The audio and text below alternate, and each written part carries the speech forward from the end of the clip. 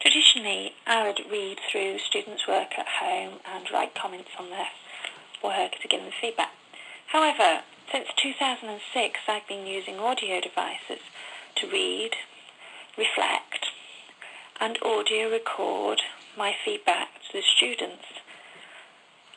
sending it via email to them. The students themselves would receive and download the audio feedback and listen to it and engage and reflect with the feedback and forwarding the feedback to his assistant with their learning. This led to both the students and myself having conversations, formal and semi-formal and formal conversations about their assessment process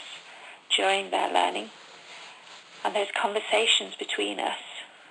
being recorded by myself on the audio recording device, being emailed back to the students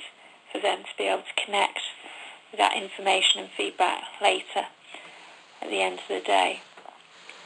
So later the student would play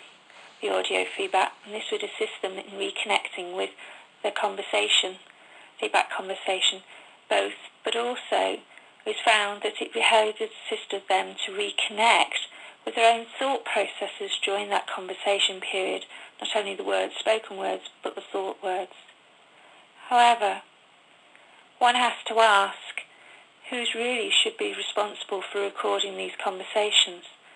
After all, these learning conversations are the students.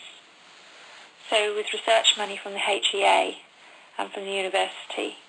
we were able to purchase 100 creative audio devices, and 50 of these were given to students, engineering students at Sheffield University, and 50 devices to the diverse student population across Sheffield Hallam University. The students used the devices to record audio conversations whenever, in whatever situation, to support their learning, whether it was with their peers, or with other academics, or technical staff, their supervisors in the work environment, or with their colleagues, working colleagues, or friends and family, any learning conversation that was relevant and important to their studies, to help them support their learning and develop their learning. The research has shown students who particularly use the device to capture formal, semi-formal and informal learning conversations.